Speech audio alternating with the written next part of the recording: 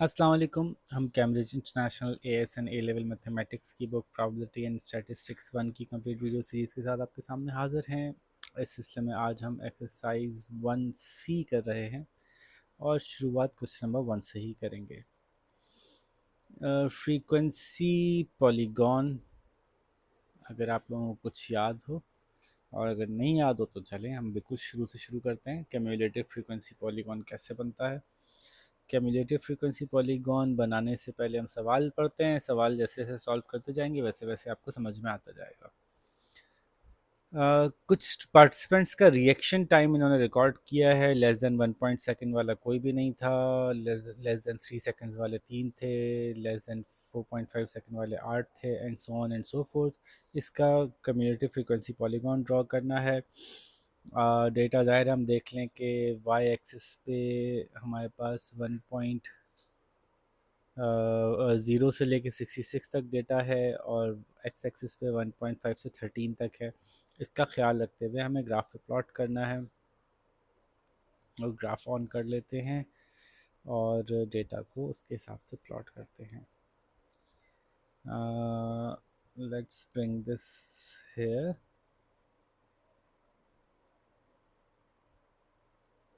Close this down and draw here. Okay, पहले तो मैं ये लगा लूँ 1.53, 4.5, 6.5। तो ज़ीरो का डेटा 1.5 पे अवेलेबल है। लेट्स से कि मैं इसको 1.5 कहता हूँ। वन यहाँ लिख लेते हैं। 1 2 3 4 5 6 7 8 9 10, क्योंकि डेसिमल में 0.5 ही आ रहे हैं तो इसलिए मैंने दो दो के गैप से समझदारी से दे दिया। ठीक है, 1 2 3 4 5 6 7 8 9 10 11 12 13 एंड 14। ठीक है, और वाई एक्सिस पे हमें पता है कि डेटा की जो लेंथ है वो है 0 से 66 तक। तो थोड़ा सा हमें उसके हिसाब से कैलिब्रेट करना है। तो ये हम करते हैं 70 तक समझ लें। 10 20 30 40 50 60 70, बस बहुत है। तो हर लाइन में हमने दो लाइनें ऊपर करके बनाया है आपकी आसानी के लिए थोड़ा सा डेटा को। तो ये हम याद रखेंगे कि दो लाइनें छोड़ के ये, यानी एक लाइन जो छुटी है ये हमारा 0 है। तो फिर ये 10 है, 20 है, 30 है, 40, 50, 60 एंड 70। ठीक है जी। तो ये हमारा आ, काम बेसिक ख़त्म हो गया। अब प्लॉटिंग का काम रह गया। डेटा उठाते जाते हैं और प्लॉट करते जाते हैं। समहाउ इसको गायब करते हैं थोड़ी देर के लिए। Less than 1.5 is 0, less than 3 is 3। Okay, less than 1.5 is 0। Colour change कर लेता हूँ। less than 1.5 is 0, less than 3 is 1 2 3 4 5 6 7 8 9 10. So 1 2 3, here is 3. Then next is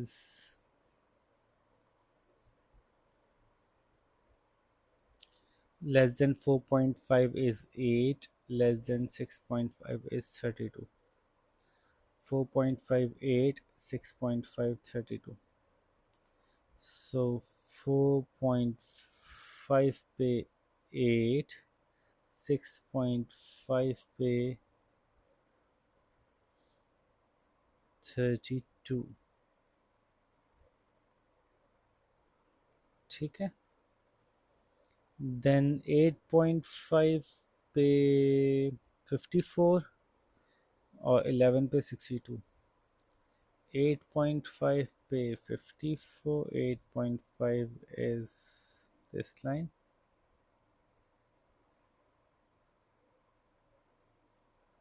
8.5 पे 54, 50, 50 on 2, 354. This is 54, just for myself to remember. और फिर 11 पे जो है वो, this is 11, this is 11, okay, 11 पे था 62 आई थिंक, 62 एंड देन 13 पे 66, 11 पे 62 and this is 64, 66, 11 पे 62 and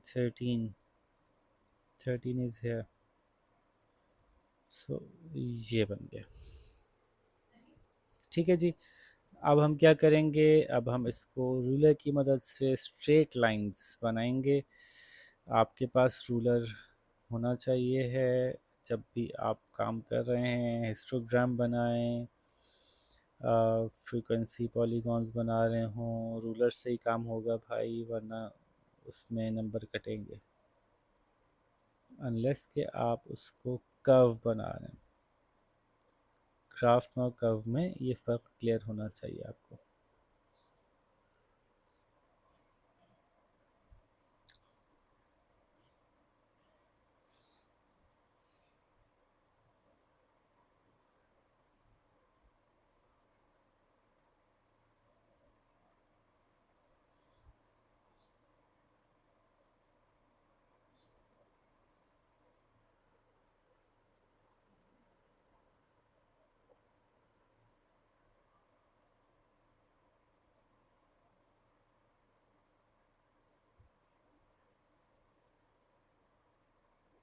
and then last one. अच्छा, अब एक सवाल ये था कि क्या हम ज़ीरो से टच करते हैं? जी ज़ीरो से टच किया हमने, देखिए ज़ीरो से टच किया हुआ। इसका ये गायब कर देते हैं। So this is the first answer जिसमें इन्होंने आपसे पूछा था कि आप बना के दिखाइए फ्रीक्वेंसी पॉलीगॉन।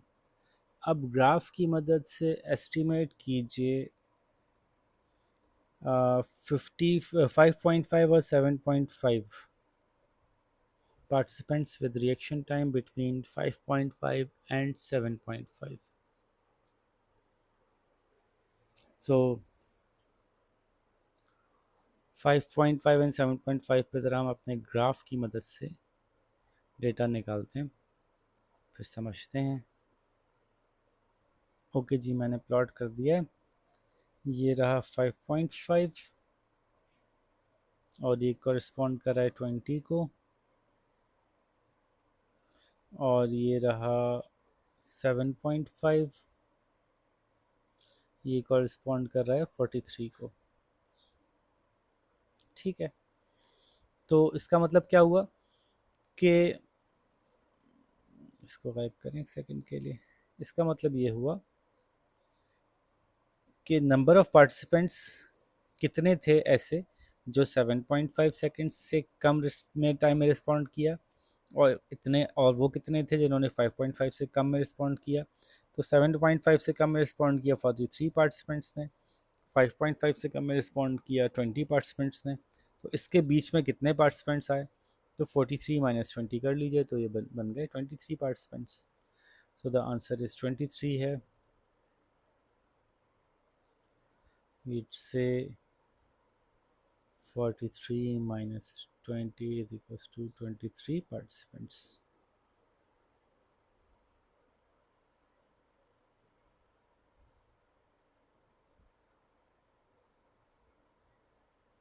ठीक है, फिर अगला सवाल है the lower boundary of the slowest 20 reaction times. Okay, let's come to that. अच्छा जी, अब जो स्लोएस्ट टाइम है बज़ाहिर वो तो है ग्रेटर देन 13 सेकेंड्स। 13 सेकेंड से ज़्यादा जिन लोगों ने लिया वो 4 लोग थे, ठीक है। लेकिन आखिरी 20 लोगों की बात हो रही है यहाँ पे, तो ये जहन में रखना है हमें। आखिरी 20 लोगों की बात हो रही है, तो ये 4 भी शामिल होंगे, फिर ये 8 भी शामिल होंगे, तो ये हो गए 12। अभी 8 और चाहिए जो इसमें से मिलेंगे हमें, तब जाके 20 लोग बनेंगे, ठीक है। तो हमें पीछे आना है और लोग जो हैं हमें कितने चाहिए, स्लोएस्ट 20 चाहिए। तो आप 66 में से 20 माइनस कर दीजिए, तो ये बन रहे हैं 46। अब 46% को ढूंढ लीजिए यहाँ से कि कहाँ बन रहा है अपनी फ्रिक्वेंसी ग्राफ में। Let me draw and show you. तो देखिए मैंने ड्रॉ कर दिया, 46 को कनेक्ट किया है यहाँ पे। जब अपने हमने जाके देखा एक्स एक्सिस पे, तो ये 7.7 या 7.8 सेकेंड बन रहे थे, ठीक है। तो ये आंसर हो गया आपके सेकंड पार्ट का। पार्ट बी का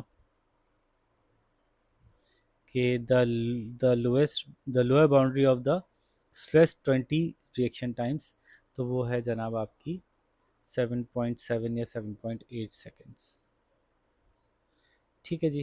क्वेश्चन नंबर 1 हो गया हमारे पास। Let's see if we have enough time to do question 2 as well. Okay, कर लेते हैं साथ में, ताकि कि ये 2 सवाल शुरू के आसान होते हैं, तो इनको हम पहले निपटा लेते हैं। अच्छा जी, कह रहे हैं कि विड्थ ऑफ 70 बुक्स इन्होंने एक सेक्शन ऑफ द लाइब्रेरी में चेक की, जो कि नियरेस्ट सेंटीमीटर तक थी। अब इसमें आपको उन्होंने टेबल दे दिया है, फ्रीक्वेंसी टेबल, जिसमें कि 10 to 14 को 3 बुक्स थी, 15 to 19 13 थी। बाली डेटा मौजूद है। सवाल ये कर रहे हैं given the upper boundary of the first class is 14.5, क्योंकि नियरेस्ट टू 1 सेंटीमीटर है, तो 0.5 इधर ऐड करेंगे, 0.5 इधर से सब्ट्रैक्ट करेंगे, और ये 14.5 बन जाएगा, ये 14.5 हो जाएगा, ये 19.5 बन जाएगा, and so on and so fourth, ये 9.5 बन जाएगा। Right the upper boundary of the second class, तो वो तो वैसे ही लिख दिया हमने सब में ऐसे ही, 19.5 और 29.5, तो क्वेश्चन 1 तो ऐसे ही हो गया। Drop a commutative frequency table for the data and construct a commutative frequency graph. अच्छा, ग्राफ और कर्व में ये फ़र्क होगा, कि ग्राफ लाइन से बनेगा जो कि रूलर से बनाई जाएंगी, और कर्व जो है वो उसके बाद फ्री हैंड से ड्रॉ किया जा सकता है, ठीक है। तो लेट्स डू दैट। ये मैंने फ्रीक्वेंसी सारी ऐड कर दी, लेस देन 9.5 को 0 असाइन किया है, और ऑनवर्ड्स फिर 3 3 + 13 16 + 25 41, ये सब कुछ ऐड करके मैंने टेबल तो कंप्लीट कर दिया आपके लिए, ठीक है। अब हम बनाते हैं इसका फ्रीक्वेंसी ग्राफ। अगेन मैं बना के फिर आपके सामने आता हूँ ताकि टाइम बचे। अच्छा जी, डेटा मैंने प्लॉट कर लिया है। 9.5 पे 0 था, 14.5 पे 3 था, 19.5 पे 16 था, 29.5 पे 41 था, 39.5 पे 65 था, 44.5 पे 70 था, ठीक है। इसको मैं लाइन से मिला देता हूँ। ये मैंने ग्राफ भी ड्रॉ कर दिया,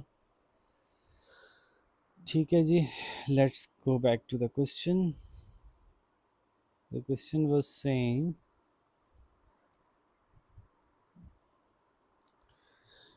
कि construct the cumulative frequency graph. Okay, कर दिया। सी में कह रहा है कि एस्टिमेट कीजिए number of books that have width of less than 27 centimetre. Okay, let's see that. अब देखिए 27 ये रहा, 27 को ट्रैक करते हैं। 27 सेंटीमीटर ये विड्थ है, ये यहाँ लिखना होगा इन सेंटीमीटर।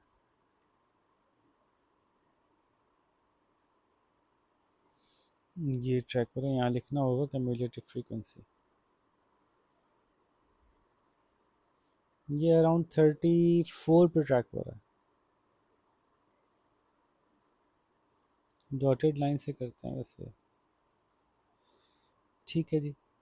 तो ये हो गया 27 से कम कम की जो होंगी वो मैक्सिमम 34 बुक्स होंगी। और अगला सवाल है width of the widest 20 books. Total books हैं हमारे पास 70। तो ऊपर से 50, ऊपर से 20 माइनस कर देंगे 70 में से, तो रह जाएंगी 50। तो 50 किताबों की देख लेते हैं कहाँ आ रही है। ये आ रही है 50 की वैल्यू कहीं।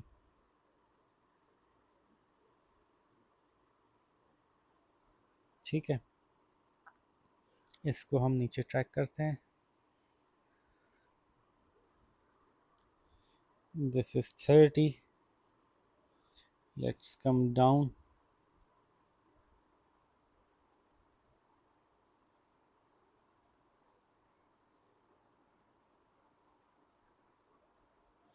This is 31, 32, 33, 33.5। ठीक है। सो सवाल है the width of the widest 20 books. तो जवाब ये बनेगा कि the width of the widest 20 books ranges the range of the book width of widest 20 books is from 33.5 to आखिरी वैल्यू क्या थी हमारी 44.5 सेंटीमीटर ऑफ कोर्स। ठीक है जी, क्वेश्चन 2 डन हो गया, कंप्लीट हो गया। यस। सो आप इसको सॉल्व कीजिए, हम क्वेश्चन 3 के साथ आपके साथ मुलाकात दोबारा करेंगे। अपना ख्याल रखिएगा। अल्लाह हाफ़िज़।